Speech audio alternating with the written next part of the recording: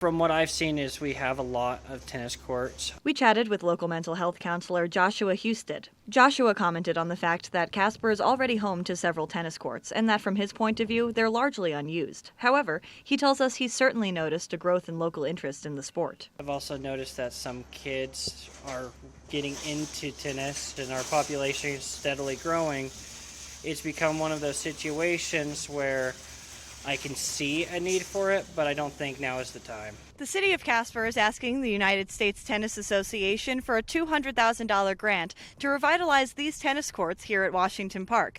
And some Casper locals have mixed feelings about it, citing an oversaturation of tennis courts. But others, like Casper native Judy, say these courts have needed sprucing up since she was a little girl. I believe they need to be updated. I'm a native of Casper, and those were old back in the 50s and 60s. They need to be upgraded.